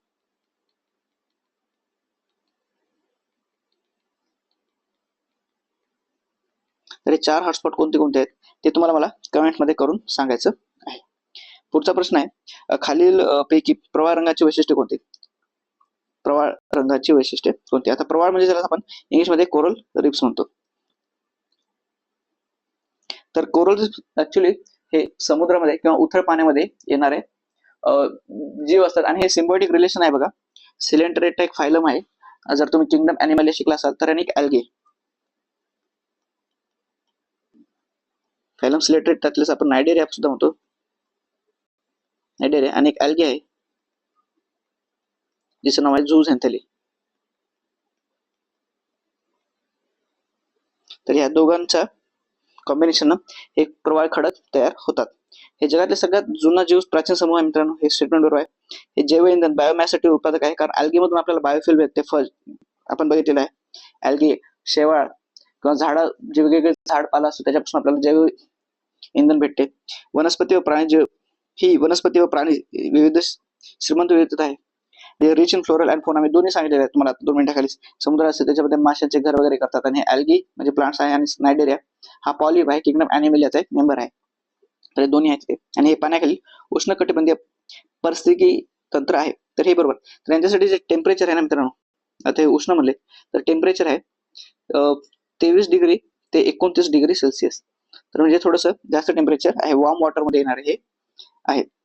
तर मी तुम्हाला याची डायग्राम दाखवून देतो ते कशा प्रकारे असतात, जर डायग्राम अवेलेबल असेल तर.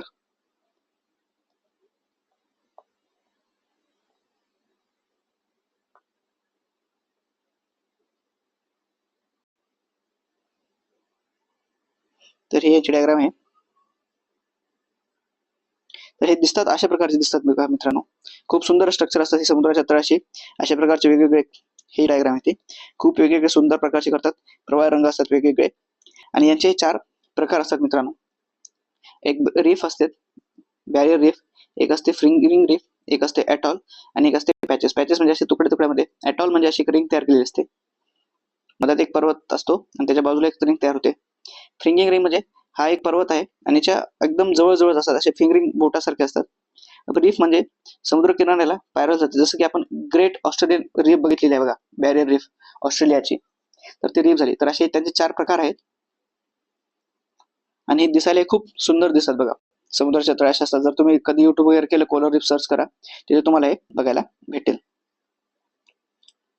पुढचा प्रश्न आहे अल्फा, बीटा आणि गामा विविधता म्हणजे काय? तर अल्फा, बीटा, गामा विविधता ना, हे बायोडायव्हर्सिटी मोजण्याचं एक प्रमाण आहे बघा. म्हणजे अल्फा बायोडायव्हर्सिटी आहे, बीटा बायोडायव्हर्सिटी आणि गामा. तर हे जैवविविधता म्हणजे सी कुठे आहे इथं? ऑप्शन 3 मध्ये आहे. हे उत्तर नाही मित्रांनो, उत्तर इथे आहे. आता इथे नशिबानं 3 मध्ये सी आले, पण जर चुकून वर खाली केलं असतं तर हे चुकलं असतं. इंग्लिशमध्ये स्पेसिस रिचनेस हा एक क्रायटेरिया असतो मित्रांनो.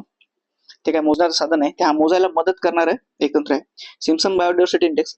सिम्पसन मध्ये आपण बायोडायव्हर्सिटीची विविधताच मोजतो, पण ऍट कम्युनिटी लेवल.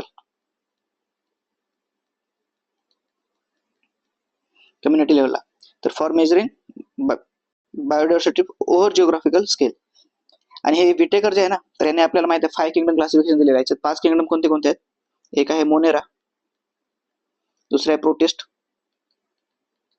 प्रोटिस्टा, तिसरा आहे प्रोटोजोआ, त्या प्रोटिस्टलाच आपण प्रोटोजोआ म्हणतो, सॉरी. नंतर आहे फंगी, 1 2 3. चौथा आहे प्लांट किंगडम आणि पाचवा आहे अॅनिमल किंगडम. तर हे 5 प्रकारचं क्लासिफिकेशन दिलेलं आहे आर.एच. व्हिटेकर या सायंटिस्टने. तर हे अल्फा, बीटा आणि गॅमा हे जे आहेत ना, तर हे विविधता मोजण्याचे साधन दिलेले आहेत. आता अल्फा मध्ये काय होतं माहिती आहे का? ही एक परिसंस्था आहे, तर याच्यामध्ये किती डायव्हर्सिटी आहे ते मोजते. तर इथे किती डायव्हर्सिटी आहे? झाली 6 ही डायव्हर्सिटी आहे, बरोबर. 6 प्लस 10 ही झाली ए बायो इकोसिस्टम. बी मध्ये 4च आहे, तर इथे बायोडायव्हर्सिटी किती झाली? 4 झाली. हे झालं अल्फा, हे झालं ए बी. तर अल्फा याच्यासाठी किती आहे? अल्फा याच्यासाठी 6 आहे, बीटा आणि बी मध्ये अल्फा किती आहे? 4 आहे. आता एक असते बीटा डायव्हर्सिटी, हे झालं अल्फाचं. बीटा डायव्हर्सिटी काय म्हणते? त्या दोघांची तुलना होणार, ए आणि बी ची तुलना होणार. म्हणजे बीटा मध्ये मी काय करतो, सरळ 6 मधून 4 गेले, उरले किती? 2. तर इथे बायोडायव्हर्सिटी किती आहे? 2. म्हणजे बीटा मध्ये तुलना दाखवते, अल्फा एखाद्या भागातील बायोडायव्हर्सिटी दाखवते, आणि गॅमा जी असते ना, ती ओव्हरऑल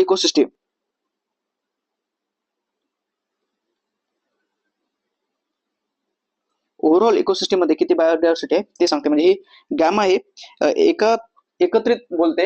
अल्फा फक्त एका परिस्थितीमध्ये किती आहे, बीटा 2 परिस्थितीचं कंपॅरिझन सांगते आणि गॅमा ओव्हरऑल बोलते. तर अल्फा, बीटा, गॅमा या जैविकता मोजण्याचे भौगोलिक प्रमाण आहे. पुढचा प्रश्न आहे बघा, राज्य आणि त्याच्यासोबत नॅशनल पार्क किंवा वाईल्ड लाईफ सेंच्युरीज जोडायला दिलेला आहे. तर आपल्याला एवढं माहित आहे, महाराष्ट्रामध्ये राधानगरी आहे. बच एक आहे, मला बच एक इथे आहे, बच एक इथे आहे. तर इथूनच मला काय आलं की अच 3 सुद्धा आहे, अच 3 पोलिगन. आता गोवा आणि पश्चिम बंगाल यांच्यामध्ये कन्फ्युजन होऊ शकते. तर गोव्यामध्ये भगवान महावीर आणि पश्चिम बंगालमध्ये जलदापारा. तर उत्तर आहे माझं ऑप्शन क्रमांक 3, हे बरोबर आहे. तर आता परीक्षेसाठी तुम्हाला काय करून द्यायचंय, येणाऱ्या परीक्षेसाठी जे लेटेस्ट मध्ये ऍड झालेले नॅशनल पार्क वगैरे आहेत ना, आणि टायगर रिझर्व्ह, आता जवळपास 58 टायगर रिझर्व्ह काहीतरी झालेले आहेत. सोबतच तुम्हाला महत्वाचे जे काही न्यूक्लिअर पॉवर प्लांट्स असतात, लेक्स असतात, तलाव, जसे की आता बघितलं होतं आपण झेलम नदीवर उल्लर लेक आहे का, त्यांनी विचारलं होतं. त्याच्यानंतर वॉटरफॉलवर सुद्धा प्रश्न विचारलेला होता 1-2 मिनिटाखालीच. त्याच्यानंतर तुम्हाला डॅम्स, पोर्ट्स तयार करून जसं की महाराष्ट्रामध्ये आता वाधवान पोर्ट बंदर तयार होणार आहे इंटरनॅशनल लेवलचं. महाराष्ट्रात ऑलरेडी 2 आहेत, मुंबई पोर्ट्स आणि जीएनपीटी आहे. तर आता वाधवान 3रं तयार होणार आहे. त्याच्यानंतर महत्वाचे टनेल, जम्मू काश्मीरमध्ये आपण नवीन टनेल किंवा नवीन ब्रिज, चिनाब नदीवर जगातला सगळ्यात उंच रेल्वे पूल बांधलेला आहे. तर तो पूल कोणत्या 2 ठिकाणाला जोडतो किंवा कोणत्या नदीवर बांधलेला आहे, तर याचा सुद्धा तुम्हाला प्रिपरेशन करून द्यायचं आहे. आणि national park, wildlife sanctuary यांची एकदा लिस्ट परीक्षेला जाण्याच्या अगोदर पाहून चला. पुढचा प्रश्न विचारलेला आहे, रासायनिक पर्यावरणात. प्रश्न वाचताना खूप काळजीपूर्वक व्हायचं, खूप जास्त सोपा प्रश्न म्हणणार आहे मी. प्रश्न वाचताना जर तुमचा चुकला तर हा 100% हा तुमचा प्रश्न चुकणार आहे, म्हणजे चुकणार आहेच. विचारताना विचारायचं त्याने रासायनिक पर्यावरणात म्हणजे केमिकल इन्व्हायरमेंट विचार आहे. खालीपैकी कोणत्या घटकाचा समावेश होतो? हे जे इथं 3 दिलेले आहेत ना, तापमान, माती, जल व माती आणि वनस्पती आणि जल, हे आहेत इन्व्हायरमेंटल घटक.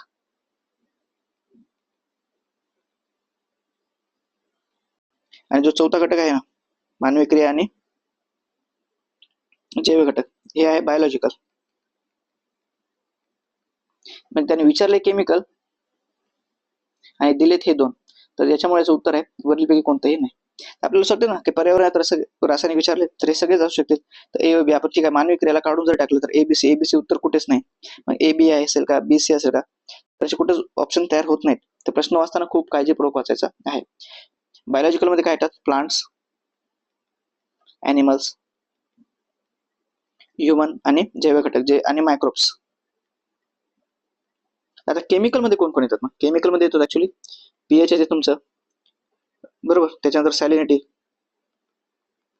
म्हणजे क्षारता किती आहे, त्याच्यानंतर न्यूट्रिएंट्स पोषक तत्वे, मेटल्स धातू अधातू म्हणा, त्याच्यानंतर पोल्युटन्स.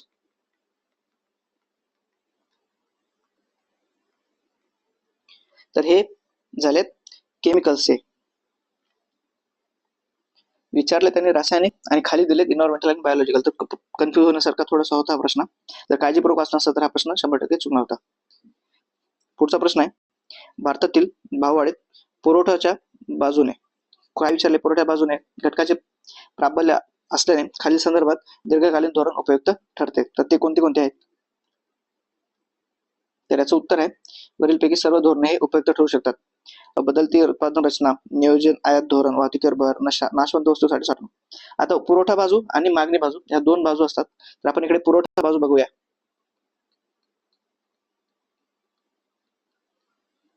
पुरवठा बाजूमध्ये कोणते कोणते घटक येतात?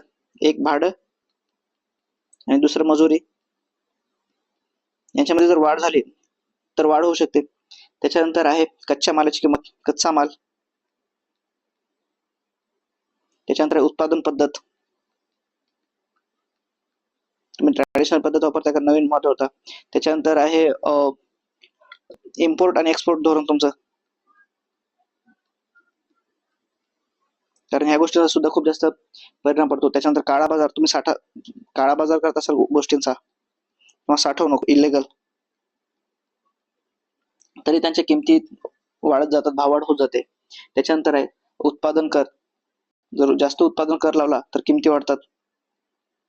त्याच्यानंतर आहे रचनात्मक अडथळे. रचनात्मक अडथळे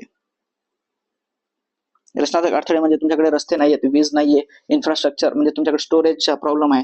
जसं इथे म्हणले बघा, storage infrastructure for perishable good. Perishable good म्हणजे दूध, दही, फळभाज्या ह्या लवकर नाशवंत होऊन जातात. जर याच्यासाठी कोल्ड स्टोरेज सिस्टीम नसेल, फ्रीज वगैरे नसेल, तर ह्या लवकर खराब होऊन जातात आणि मग त्या जास्त वेळ टिकत नसल्यामुळे त्यांची किंमत खूप जास्त हाय होऊन जाते. जसं की आपण उन्हाळ्यात बघतो बघा, भाजीपाल्यांच्या किमती खूप जास्त महाग होत जातो, भाजीपाला खूप जास्त किमती वाढून जातात. म्हणजे जर उत्पादनावर कर जास्त लावला तर परत ती गोष्ट महाग व्हायला. पहिले 10% कर होता आणि 100 रुपयाची वस्तू तिथं 110 भेटायची.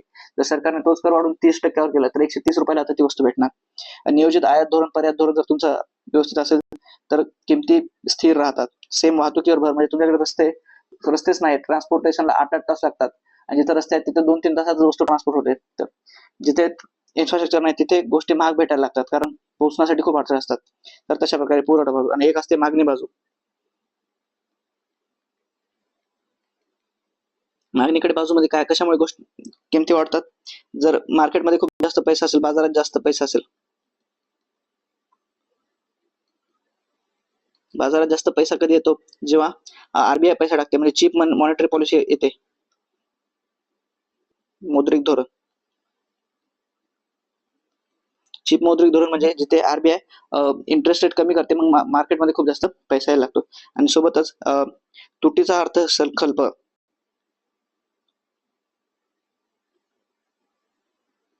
तुटीचा अर्थसंकल्प ज्याला आपण डेफिसिट फायनान्स म्हणतो. म्हणजे सरकार पण पैसा टाकते, आरबीआय पण सुद्धा व्याजदर कमी करून खूप जास्त पैसा येतो. मग लोकांकडे पैसा आला की मागणी वाढत जाते आणि मागणी वाढत होत गेली की वस्तूच्या किमती हळूहळू वाढायला लागतात. तसंच लोकसंख्या वाढते, लोकसंख्याच मुळात जास्त असेल तर तिथं डिमांड पण खूप जास्त असेल. त्याच्यानंतर ब्लॅक मनीने सुद्धा म्हणजे ज्याच्याकडे बॅक पण आहे ना, तो जास्त पैसे देऊन सुद्धा ती वस्तू खरेदी करण्याची क्षमता ठेवतो, त्याच्यामुळे वस्तूंच्या किमती वाढत जातात. तर अशा प्रकारे पुरवठा बाजू मागणी बाजू नुसार इन्फ्लेशन डिटरमाइन होते. त्याचं उत्तर आहे वरीलपैकी सर्व. हा PLQ आहे. PLQ आहे काय आहे मित्रांनो? जीवनाचा भौतिक गुणवत्ता निर्देशांक मोजताना कोणता घटक विचारात घेतला जात नाही असं विचार आहे. उत्तर आहे याचं दरडोई उत्पन्न विचारात घेतलेलं नाही. ही जी संकल्पना आहे physical quality of life index, ही एक सायंटिस्ट होते इकॉनॉमिक्स मॉरिस डेव्हिड यांनी ही संज्ञा दिलेली आहे 1979 मध्ये. याच्यामध्ये 3 घटकांचा समावेश होतो. 3 कोणते आहेत? अपेक्षित आयुर्मान आहे, बालमृत्यू आहे आणि साक्षरता. तर हे तिन्ही विचारात घेतले जातात. तर हा विचारात घेतला जात नाही. दरडोई उत्पन्न विचारात घेतला जात नाही. त्याच्यामुळे उत्तर आहे पर कॅपिटा इन्कम हे उत्तर आहे. त्याच्यामध्ये साक्षरता विचारात घेतली जाते, बालमृत्यू विचारात घेतला जातो, अपेक्षित आयुर्मान विचारात घेतलेलं जाते. आणि हा 0 ते 100 यांच्या रेंजमध्ये म्हणतात. 0 म्हणजे एकदम वाईट आणि जिथे 100 गुण भेटले तो एकदम बेस्ट आहे. म्हणजे जेवढे जास्त तुम्हाला गुण भेटत जातील या इंडेक्स मध्ये तेवढा तुमचा निर्देशांक चांगला आहे असं समजण्यात येईल. पुढचा प्रश्न आहे बघा, पॉवर्टी गॅपवर विचारले. टोटल पॉवर्टी गॅप 2023 ला आणि 2024 ला, हा 2022 चा प्रश्न आहे मित्रांनो.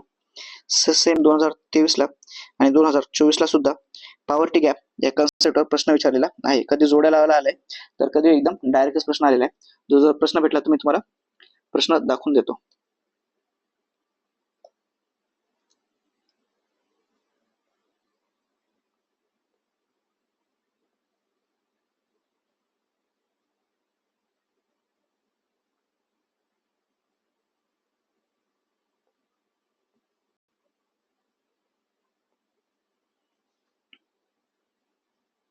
हा तो प्रश्न आहे मित्रांनो.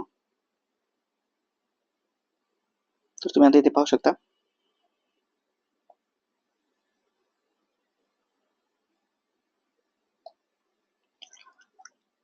हा 2023 चा प्रश्न आहे. 2024 ला एक प्रश्न आला. तर पॉवर्टी गॅप ही संकल्पना आहे. पॉवर्टी गॅप टेल्स अस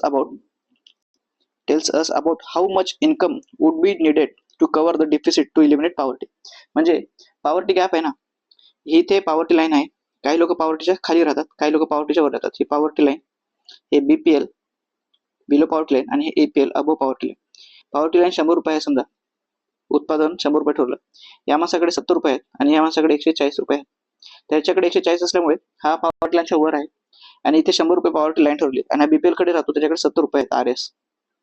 तर याला इथे नेण्यासाठी 30 रुपयाची इन्कम वाढवावी लागणार आहे. काय म्हणते मी, त्याला त्याचं उत्पन्न 30 रुपयानं वाढवावं लागेल तेव्हा तो 100 रुपयावर जाईल. आणि जसा तो 100 रुपये जाईल तसा तो पॉवर्टी लाईनवर येईल. प्लस 1 जेव्हा होईल म्हणजे टोटल 31 रुपयाच्या तो 101 वर जाईल आणि तो पॉवर्टी लाईनच्या वर येईल. बरोबर. तर आपल्याला पॉवर्टी गॅप आहे ना, तर तो गॅप भरून काढण्यासाठी किती उत्पन्न वाढवावं लागेल म्हणजे उत्पन्नातली तफावत दर्शवते ही संकल्पना. तर आता खाली कोणता ऑप्शन हे एक्सप्लेन करते ते आपल्याला बघायचं आहे. सेम त्याने इथे तेच दिलेलं आहे. बरोबर. तर मी इथे स्क्रीनशॉट इथून रिमूव्ह करतो.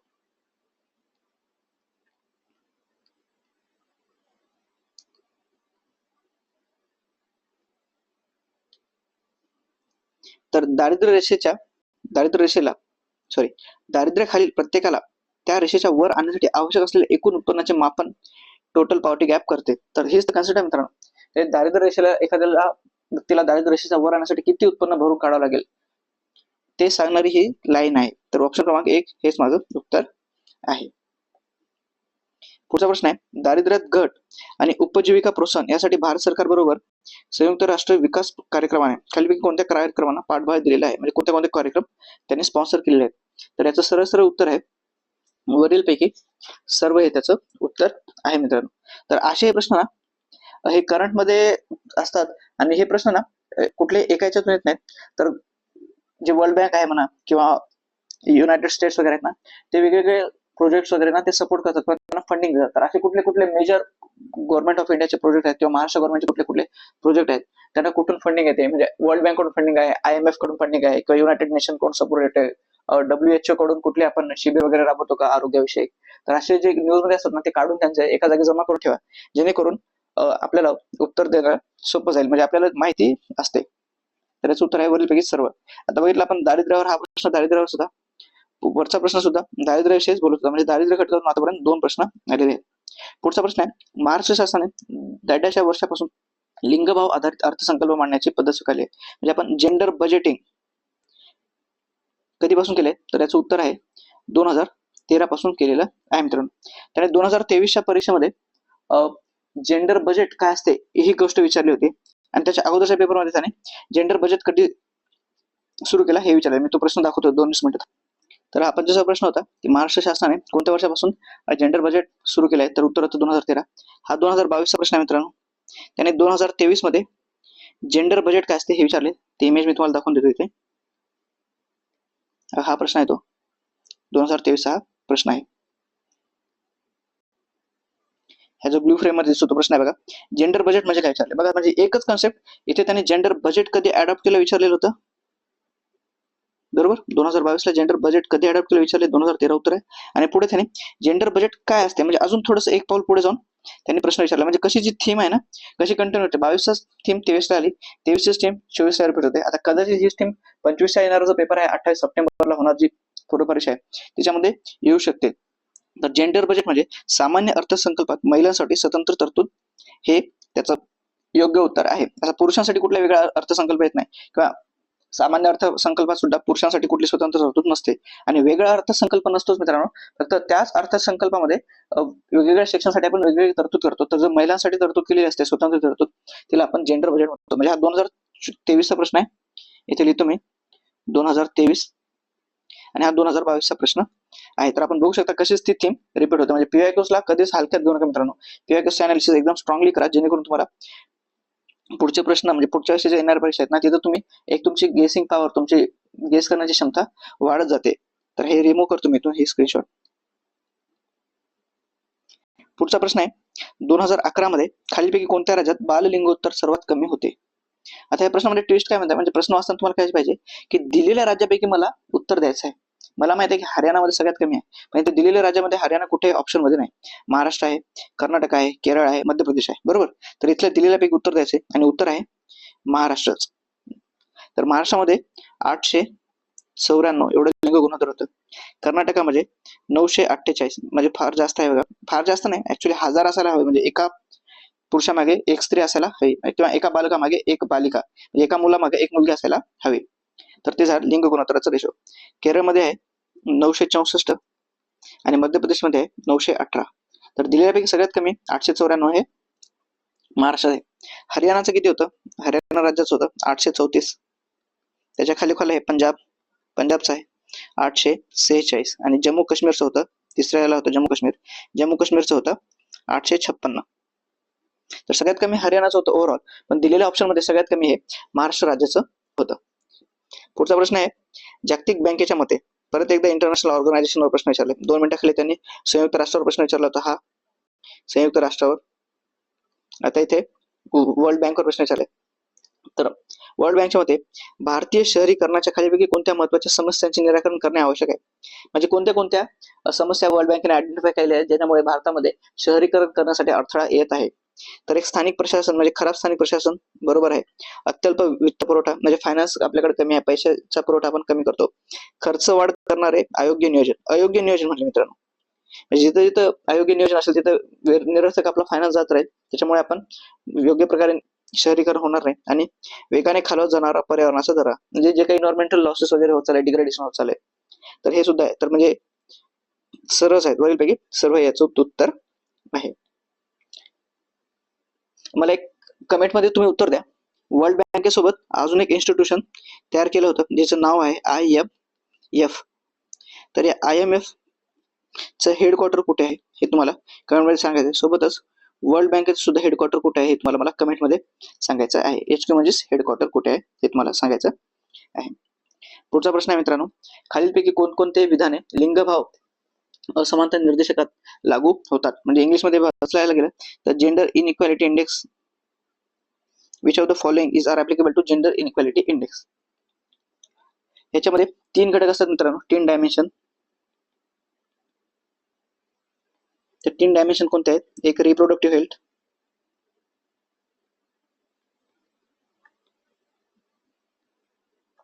त्याच्यानंतर आहे लेबर मार्केट, त्याच्यानंतर आहे एम्पॉवरमेंट. तिसरा घटक आहे इथे खाली तुम्ही एम्पॉवरमेंट म्हणजे त्याला आपण सबलीकरण म्हणतो. तर रिप्रोडक्टिव्ह हेल्थ इथे आरोग्य दिले फक्त सक्षमीकरण किंवा सबलीकरण आणि श्रम बाजारपेठेत लिंगभाव फरकाची कल्पना आहे GI मुळे येते, बरोबर आहे.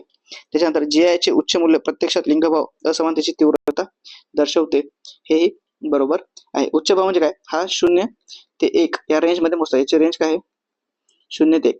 0 म्हणजे वुमेन आणि मेन दोन्ही हे बरोबर आहेत आणि 1 म्हणजे मेन हे वुमेन पेक्षा सुपिरियर म्हणत नाही ते वुमेन आणि मेन मध्ये खूप जास्त तफावत आहे. म्हणजे वुमेनचं पार्टिसिपेशन कमी आहे, रिप्रोडक्टिव्ह हेल्थ खूप खालवलेली असते जिथे 1 असतो हा, आणि लेबर मार्केट सुद्धा म्हणजे लेबर मध्ये कामगारामध्ये महिलांचं प्रमाण सुद्धा खूप कमी आहे. तर म्हणजे इथं पुरुषांचं प्राबल्य असतं आणि महिला फार कमी असतात. तर 0 ते 1 च्या रेंज मध्ये होतात. 0 मध्ये महिलांना जेवढं पुरुषांना जेवढ्या गोष्टी वाटतात त्यांचं जेवढं काही सक्षमीकरण झालेलं आहे, सेम तशाच प्रकारचं लेबर मार्केटमध्ये जिथे पुरुष आणि महिला दोघांचे प्रमाण सारखंच असतं, बरोबर. तर 0 ते 1 या रेंज मध्ये हा मोजतात. तर GI चे उच्च मूल्य प्रत्यक्षात लिंगभाव असमतेची तीव्रता दर्शवते. हो ना, उच्च म्हणजे 1 आहे, त्या रेंज मध्ये सगळ्यात हायस्ट आहे ते जिथे मेन आणि वुमेन मध्ये इनइक्वालिटी दर्शवते. तर हे सुद्धा बरोबर आहे. आणि प्रत्येक लिंग गटाला मिळालेल्या संसदीय जागांचा वाटा आहे सक्षमीकरण आंशिक मापक आहे, बरोबर आहे. एम्पॉवरमेंट मध्ये तुमच्या वुमेन पार्लमेंटमध्ये किती प्रमाण आहे हे सुद्धा मोजले जाते. पार्लमेंटमध्ये किती शेअर घेतात हे मोजले जाते. तर याचं उत्तर आहे वरीलपैकी सर्व.